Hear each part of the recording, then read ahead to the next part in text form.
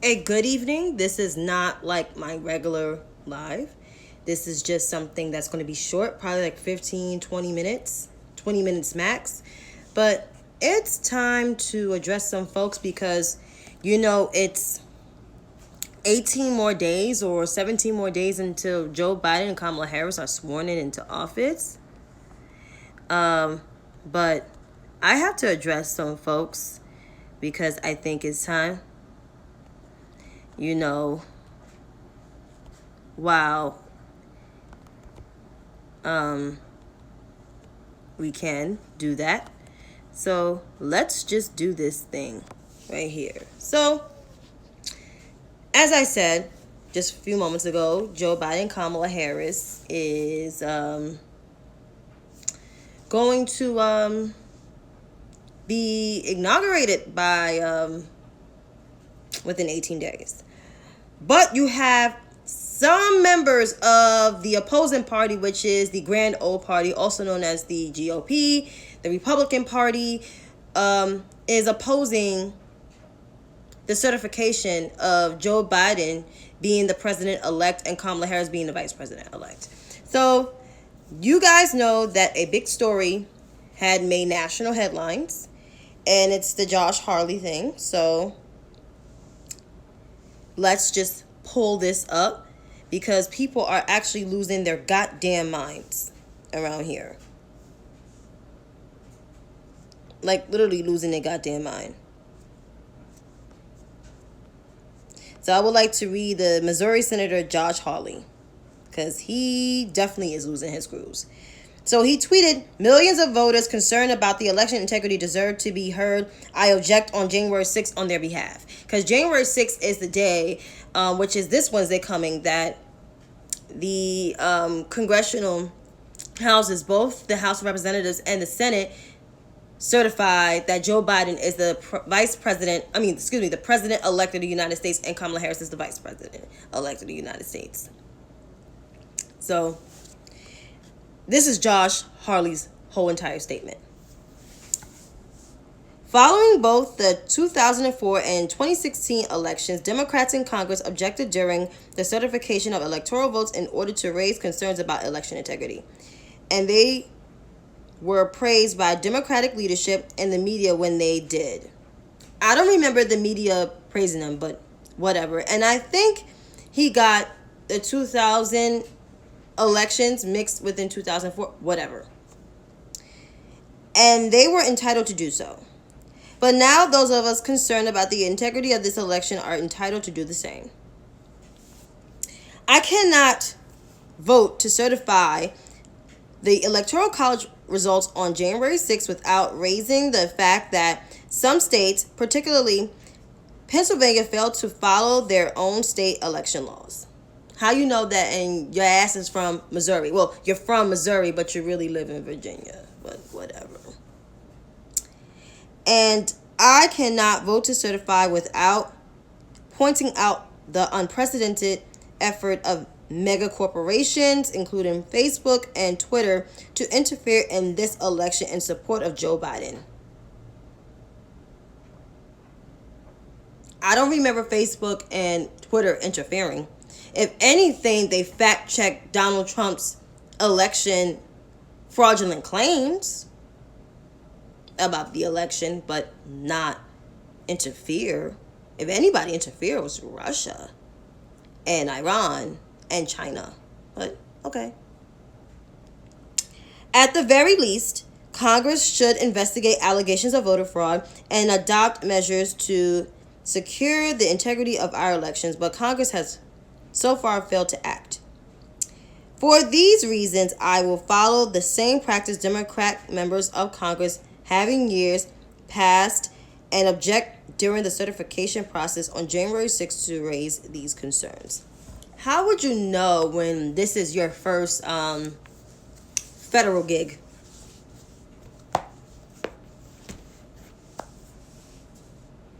That is the junior senator of Missouri. The youngest senator serving in the U.S. Senate. A complete MAGA troll. Not a conservative Republican. They keep calling him establishment Republican. Please stop that. This is his first time in Congress.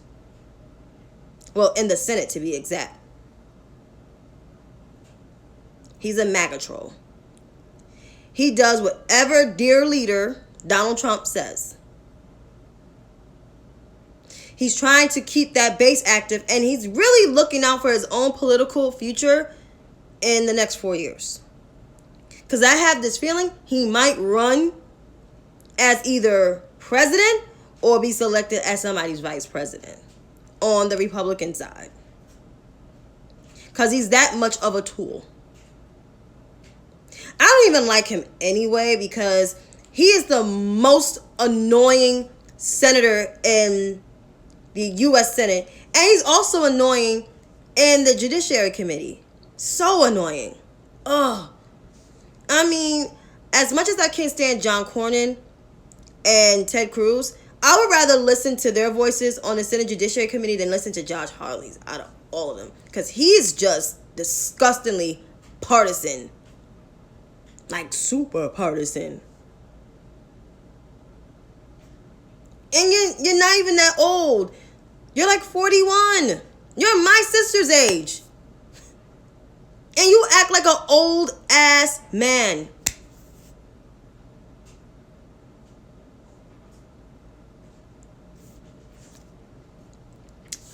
But back to that statement. Sorry for my ranting. But back to that statement. The 2000 election they were talking about. And that's the election where it was between Al Gore and George W. Bush. And there was some things with that election because we was waiting on Florida. And the governor of Florida at that time was Jeb Bush. And I believe there was some funky stuff going on there. But however, people still acknowledge the fact that he was the president-elect. And 2016, there was Russian interference. Like it was in this election, almost in this election, but the elections were safe and secure this time around. Donald Trump lost. He lost his election fair and square. How they say they won fair and square? He lost fair and square. He earned 74 million of the votes. Joe Biden earned what? And Kamala Harris, they won 81 million of the votes. And the Electoral College. So they did double whammy. When there's high turnout in the elections, in any elections, whether it's federal, state, or local, Democrats end up winning. When there's low turnout, Republicans more so win the election. And that has been for quite some time. The amount of time that I was born, because I'm almost 35. So that has always been the case since my existence. So Josh Hawley's statement was nothing but falsehoods in there. But obviously, I think he haven't paid attention to politics, and I don't think he knows his history. Because the 2004 elections, I don't think Democrats doubted that. They just didn't like the fact that George Bush was reelected. But 2000, there was some funky shit going on there. And so was 2016. But however, they never disrespected the process like Republicans are doing right now. Like they have been fucking around with the votes for quite some time with voter suppression. Why you think they passed the whole gerrymandering thing back in 2012, 2013, whatever time it was? Because they know that the country demographic, the racial makeup is changing. Republican ideas have not been the thing since it went full-blown conservative in a very long time.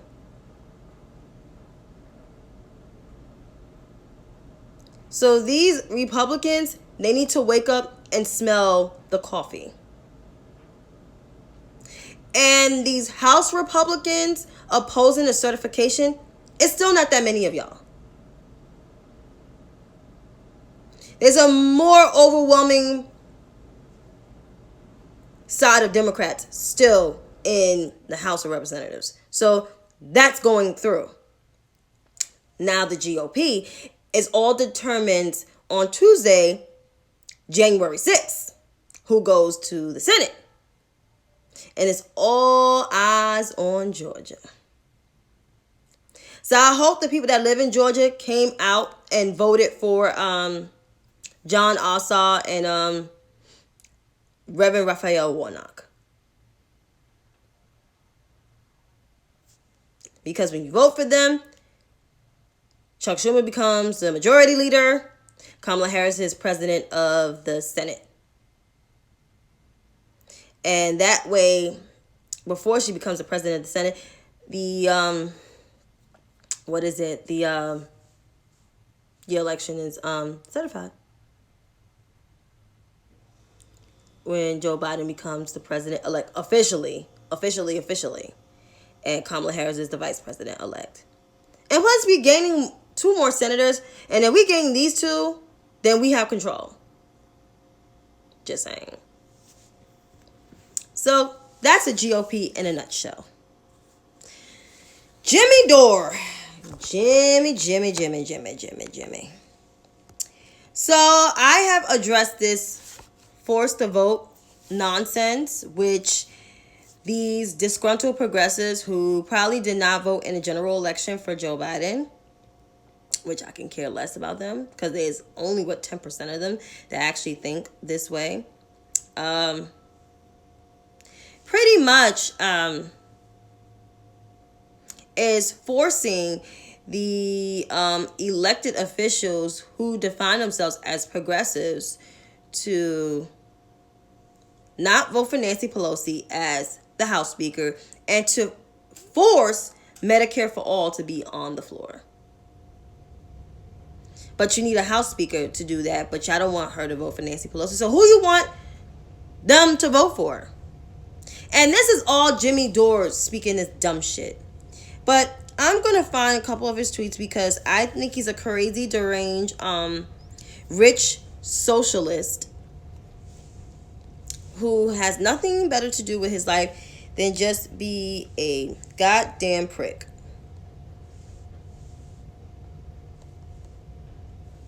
So here we are.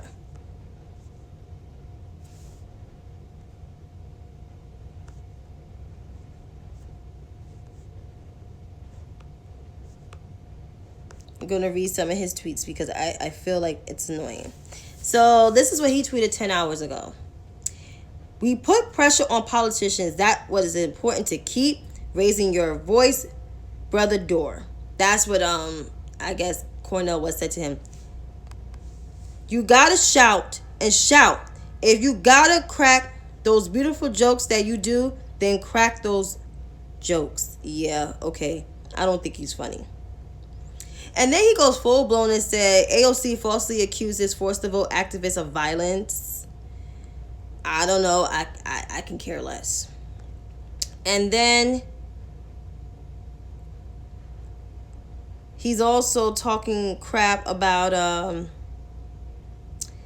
so I guess he tweeted at Alexandria Ocasio-Cortez, Congresswoman Alexandria Ocasio-Cortez. I'm voting. He's trying to say that she's voting for Nancy Pelosi again without doing what I repeatedly promised to do, fight for Medicare for all and force the vote. There will never be a better time to do this. I know it's immoral to not leverage power in this historic moment. Too bad Bernie bros are mean. I don't know if she said that, but who cares? And then he's having another town hall. He has a flyer saying fewer than 15 House reps can determine if Medicare for All gets a vote.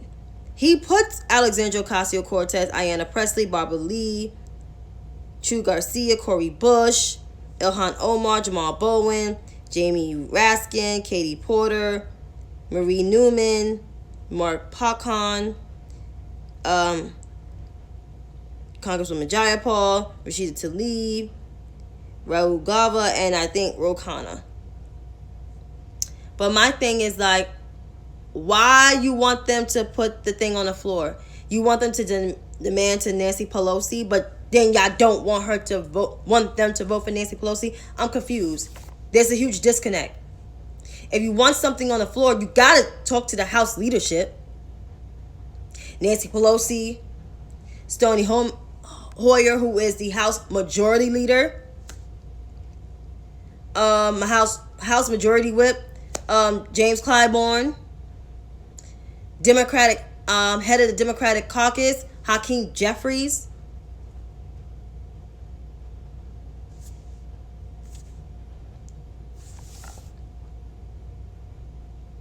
You want them to basically not vote for them, but then force Medicare for all on the floor.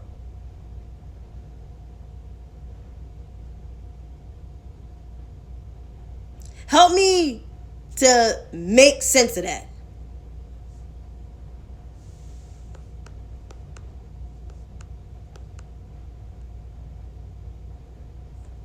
And what else did he tweet? Because he's just an idiot.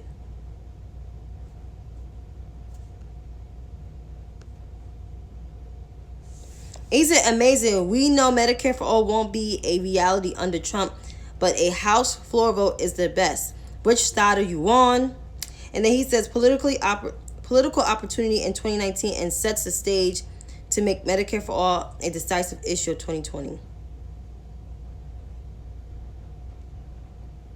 I guess the Democratic Socialists of America are also doing this forced to vote crap. Yeah, okay.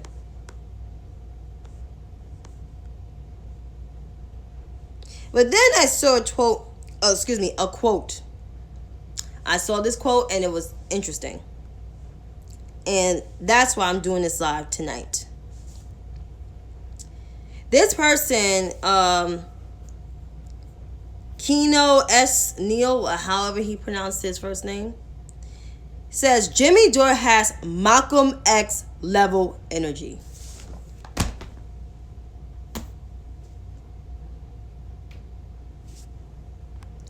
Let me read that shit again. Jimmy Dore has Malcolm X level integrity. Excuse me. Malcolm X level integrity.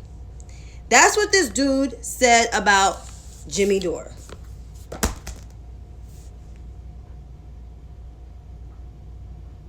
What the fuck? You really gonna compare a privileged white man to a man who ran a revolution, was one of the pillars for Black Power before the Black Panthers?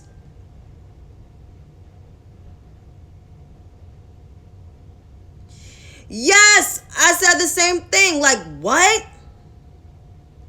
Jimmy Dore has Malcolm X level integrity? Are we really fucking doing this shit? What progressive's gonna say next? That Jimmy Dore is like what? Stokey Carmichael, excuse me? Like, huh? He's like Bobby Seale? Like Huey Newton? No!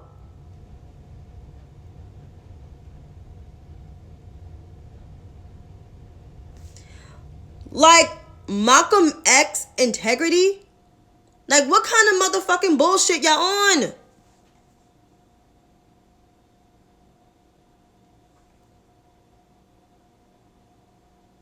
So these Rose Twitter Bernie Bros, disgruntled cosplay socialist ass motherfuckers, because that's what they are, comparing Jimmy Dore to the great Malcolm X.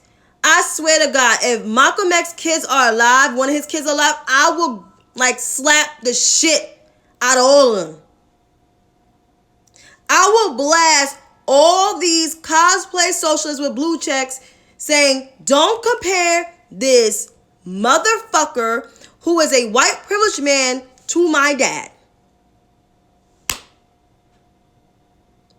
I want to know, where are all the Black Panthers, the former Black Panthers? I know some of them probably went out and say, what the fuck? What are they saying? Because I'll be all the way tight. As a person who grew up in Harlem, where Malcolm X was at, because I remember him being at the temple on 127th and I think on 135th Street.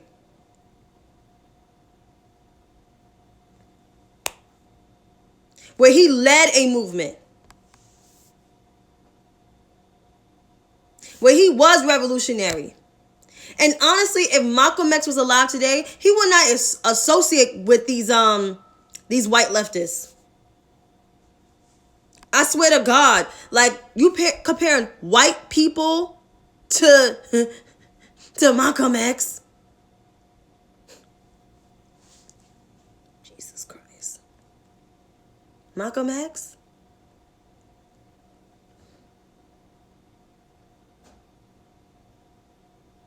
Like, oh my God. That shit had me like, yo, like, had me, like, that shit was so disrespectful. Like, how you do that?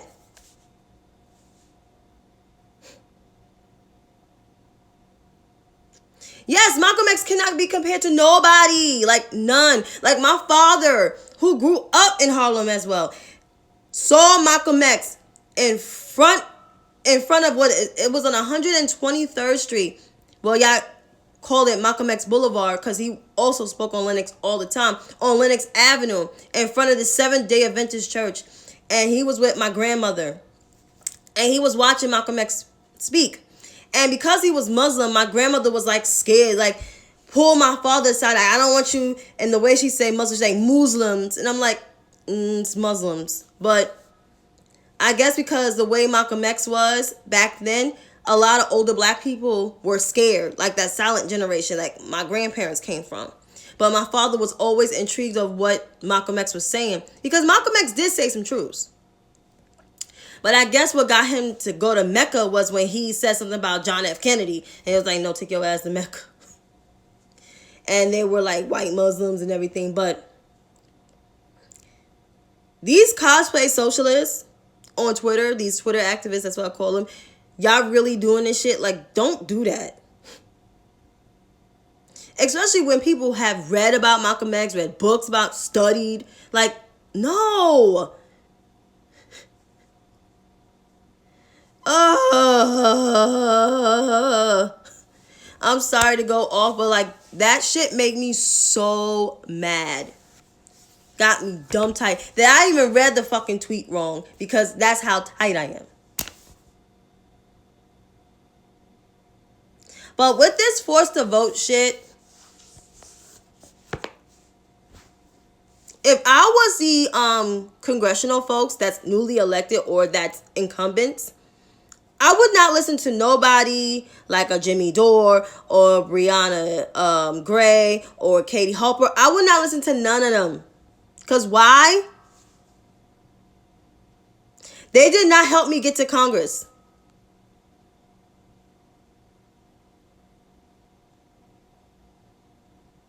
I will listen to the people that voted me in, like the constituents. And I could speak for like two of those congressional folks because I live in New York. Alexandria Ocasio-Cortez, who represents the east side of the Bronx, the very east side of the Bronx, where it's majority white, and some people of color, and Queens, like Astoria, Woodside, Corona, Elmhurst, people that got homes, Jackson Heights that got businesses, like local businesses. They're not with that Medicare for all bullshit. They like it, but they're not with it right now. No. You need to get them some COVID relief before you even think about Medicare for all. Because there's food insecurity, especially in Queens. And for Jamal Bowen, I used to work in his district. I ran an after school in his district. My sister, my elder sister, lives in his district. And there's a lot of people of color, Black people, more so West Indians, and some older African Americans have homes in Yonkers, and houses in that northeast section of the Bronx.